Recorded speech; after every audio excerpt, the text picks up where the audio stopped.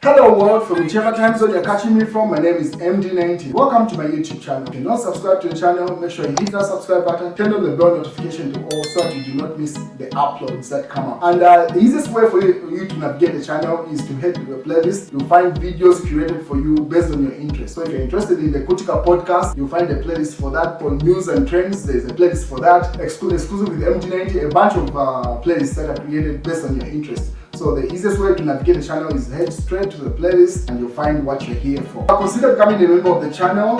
Right next to the subscribe button is a join button. You click on the join button so that you can become a member of the channel. You support the team on the production and a number of things that we're doing here, and we appreciate that. Well, the burial of the former head of state, Edgar Lungu, still lingers on. It's been almost done. We're going into 6 months. He has not been put to rest. Still, that legal battle continues in South Africa.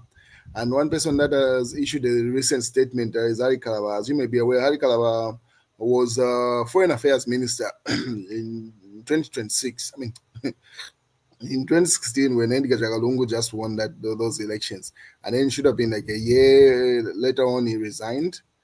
So he said, Citizen First leader Hari Kalaba has vowed to take it upon himself to bury former President Edgar Lungu if the ongoing burial standoff continues into 2026, saying he will personally bring closure to the matter once he becomes head of state. Kalaba said Zambians, especially the Lungu family, has been subjected to unnecessary delays and emotional distress over Lungu's unsettled burial arrangements. He argued that Lungu had been mishandled both in life and in death by the United Party for National Development (UPND) government, describing the situation as an unimaginable humiliation and unbefitting of Zambia's culture. Appearing appearing on Kenny T1 podcast, Kalaba insisted that if no resolution is reached before the general elections, he will take full responsibility. If Lungu won't be buried before elections, me myself, I will put this matter to rest when I win next year's elections, or next year when I win next year. He deserves honor for a seventh.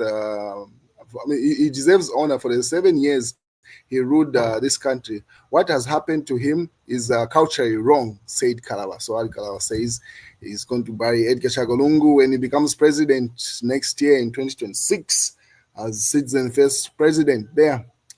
On the other hand, the conversation with regard to the Chawama seat, the seat that is occupied by Edgar Lungu's daughter, that's Tasila Lungu, is up for conversation again. It has come in the conversation. So one of the people that has weighed in is Movie TV, obviously, and obviously Laura Miti and a number of other people have also chipped in. But Movie TV asks the big question is, should the speaker declare the Chawama seat vacant? And then obviously that question people chipped in. They said they are all think pieces, as you expect them to do, as they entitled to Zambians. They gave their opinion of how they feel about the situation, whether Tasila Lungu's seat should be nullified and by-elections scored in Chawama. But quite honestly, I don't see that happening. As you may be aware, Parliament is going to be dissolved. It should be in 2 months' time, or not 2 months. I mean, it should be like in 3 months' time, in March. March there about months is supposed. Parliament is supposed to be dissolved. So calling for a by-election and worse off with a situation that's going on around Tasila Lungu, I don't see that happening, quite honestly, unless otherwise. Because literally, whoever is going to be voted in as member of parliament is only going to be member of parliament for 3 months. Then another by-election is going. The major general elections coming up in 2026. Then they'll have to run again. I don't see that cost being effective. But Laura Miti poses the question. Says, when you think about it, Laura Miti's article here says, when you think about it, Tasila Lungu should probably come back to work until the date of President Lungu's burial is set.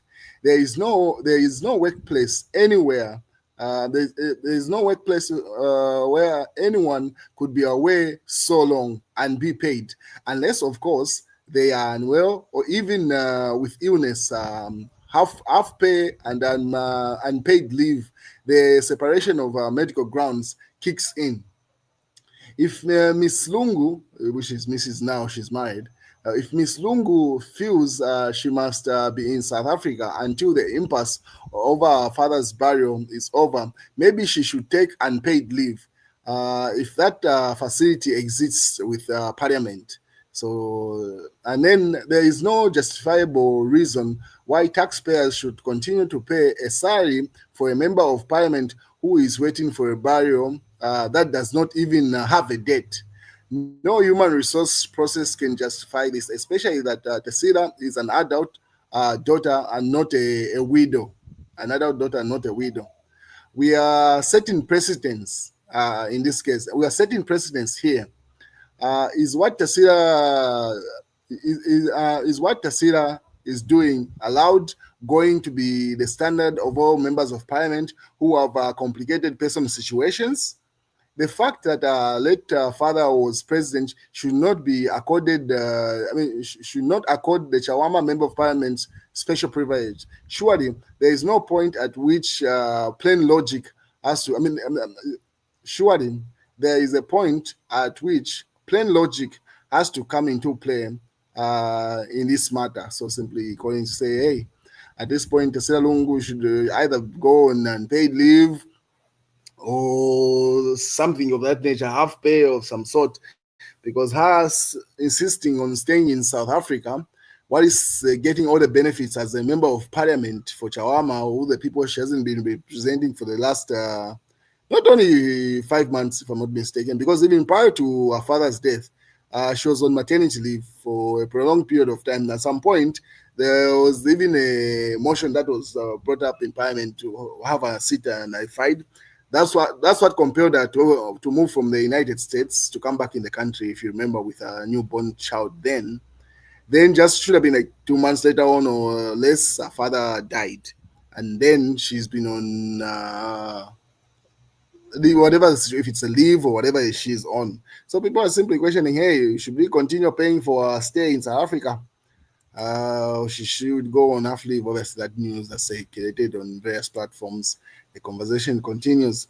Police inertia on violent United Party for National Development cadres does not give citizens hope. And Kampiongo, former Home Affairs Minister Stephen Kampiongo, says the police failure to act against violent UPND cadres does not give citizens hope and safety. Meanwhile, Kampiongo says the contrary to police assertion, load shedding has increased the crime in the country, commenting on the recent attack of Patriotic Front Secretariat and as well as given Bwinda. So Kampiongo simply says, hey, Zambians are not feeling safe. Those are the statistics of the voter registration. So according to the Electoral Commission of Zambia, it says new voter registration statistics per province as of 11th November 2025. But as you can see, they are here to publicize the new tabulation. So it seems like these are new voters. So over 1 million people have registered to vote. This is separate from the ones that are already in the system from 2021. These are brand new. So we've got over 1 million voters registered. And as you can see, yesterday's statistics, when it was supposed to be closed, have not yet been published. So it's likely to be more than that by the end of this exercise. If you have not registered, make sure you do that. Exercise your right as a Zambian citizen. And obviously, that's the news Emmanuel Mwamba put up, and that's what's in the daily liberation, and that's what's in the news diggers. Hakainde Hichilema amends. So the level of hatred is shocking. Why can't we be allowed to amend the constitution? That's in the news diggers. Daily Nation. They want regime change. Hakainde Hichilema declares that those who are plotting regime change must work hard. Accuses the Oasis Forum of working to create a political instability to force change of government. Says there is a clique of people who believe they owned they owned the country's presidency, hence their hatred. He feels. News diggers, then also carries that headline. That's Real Times. That's the Money Daily. And then, that's pretty much the news, ladies and gentlemen. Have a beautiful day.